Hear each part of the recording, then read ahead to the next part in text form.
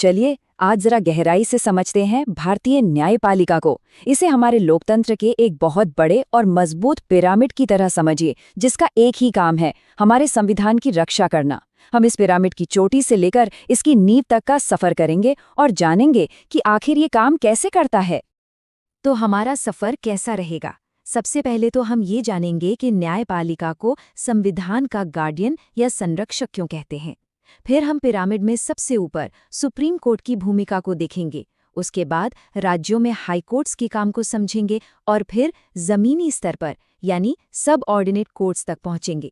और आखिर में हम उन खास शक्तियों पर बात करेंगे जिनका इस्तेमाल हमारी न्यायपालिका हमारे अधिकारों की रक्षा के लिए करती है।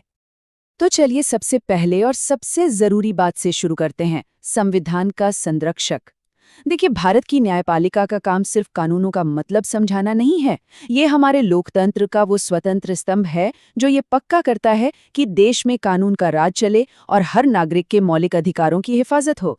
ये हमारे लोकतंत्र की कानूनी बुनियाद है। तो सवाल यही उठता है कि इतनी बड़ी, इतनी जरूरी व्यवस्था आखिर बनी कैसे है? इसका स्ट्रक्चर क्या है? आइए इसके डिजाइन को जरा आसान भाषा में समझते हैं। इसका जवाब है इस 3 स्तरीय सिस्टम में। जैसा मैंने कहा, इसे एक पिरामिड की तरह सोचिए। सबसे ऊपर चोटी पर है हमारा सुप्रीम कोर्ट, बीच के लेवल पर आते हैं राज्यों के लिए हाई कोर्ट्स, और सबसे नीचे जो इस पिरामिड की नींव है वो है सबऑर्डिनेट कोर्ट्स, जो जिला लेवल पर काम करती हैं। और हाँ, ये एक दूसरे से पूरी तरह जुड़ी हुई व्यवस्था है। अब सीधा चलते हैं पिरामिड के टॉप पर, सुप्रीम कोर्ट। ये भारत की सबसे बड़ी न्यायिक अथॉरिटी है, मतलब इसका फैसला आखिरी होता है और देश की बाकी सभी अदालतों को वो फैसला मानना ही पड़ता है। ये अपील की आखिरी अदालत है, इसके ऊपर और कोई नहीं। सुप्रीम कोर्ट के पास मुख्य तौर पर 3 तरह की शक्तियां हैं। इसे समझने का एक आसान तरीका है। सोचिए, सुप्रीम कोर्ट के पास 3 खास पावर्स हैं। पहली, ओरिजिनल, जिससे वो केंद्र और राज्यों के बीच के बड़े विवादों को सीधे सुनता है। दूसरी, अपीलेट, जिसमें वो निचली अदालतों के फैसलों के खिलाफ अपील सुनता है। और तीसरी, एडवाइजरी, जिसके तहत वो राष्ट्रपति को कानूनी मामलों पर सलाह देता है। और ये इतनी बड़ी जिम्मेदारी संभालने वाले लोग हैं कितने?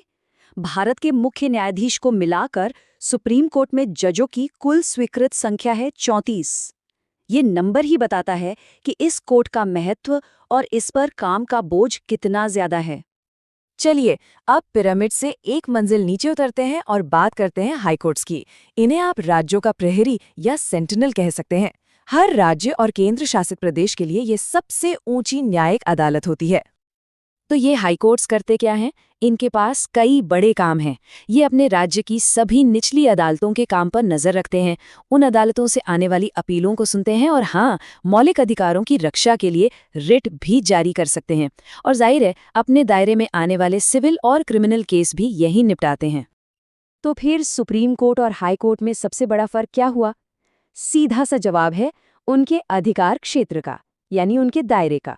सुप्रीम कोर्ट का अधिकार क्षेत्र पूरे देश पर है और वो अपील की आखिरी अदालत है। वहीं हाई कोर्ट का अधिकार क्षेत्र एक खास राज्य या केंद्र शासित प्रदेश तक ही सीमित होता है। और अब हम आते हैं पिरामिड की नींव पर, सब ऑर्डिनेट कोर्ट सिस्टम। ये वो जगह है, ये वो अदालतें हैं जहां ज्यादातर लोग अपने रोजमर्रा के झगड़ों और मसलों के लिए न्यायपालिका के संपर्क में आते हैं। ये जमीनी स्तर पर न्याय का केंद्र है। ये अदालतें असल में हमारी न्यायपालिका की रीढ़ है। जिला स्तर पर जितने भी सिविल या क्रिमिनल केस होते हैं, उनमें से ज्यादातर यही अदालतें सुनती हैं और निपटाती हैं। एक आम इंसान के लिए न्याय का दरवाजा सबसे पहले यहीं खुलता है। मोटे तौर पर इन अदालतों की 2 मेन ब्रांच होती हैं। पहली है सिविल कोर्ट्स, जो जमीन जायदाद, कॉन्ट्रैक्ट या पैसे रुपये से जुड़े विवादों को देखती हैं, और दूसरी है क्रिमिनल कोर्ट्स, जो अपराध और जुर्म से जुड़े मामलों की सुनवाई करती हैं। अच्छा, तो हमने पूरा ढांचा तो समझ लिया। अब बात करते हैं उन खास शक्तियों की, उन टूल्स की जो हमारी न्यायपालिका को असली गार्डियन बनाते हैं। इनमें सबसे पावरफुल है जुडिशियल रिव्यू। इसका मतलब क्या है? सीधा सा मतलब है कि अदालतें सरकार के बनाए कानूनों और उसके कामों की जांच कर सकती हैं, ये देखने के लिए कि कहीं वो संविधान के खिलाफ तो नहीं है। और अगर कोई कानून संविधान का उल्लंघन करता पाया गया तो अदालत उसे रद्द कर सकती है। ये एक बहुत बड़ा चेक इन बैलेंस है जो ये पक्का करता है कि सरकार भी कानून से ऊपर नहीं है। और ये कोई छोटी मोटी पावर नहीं है।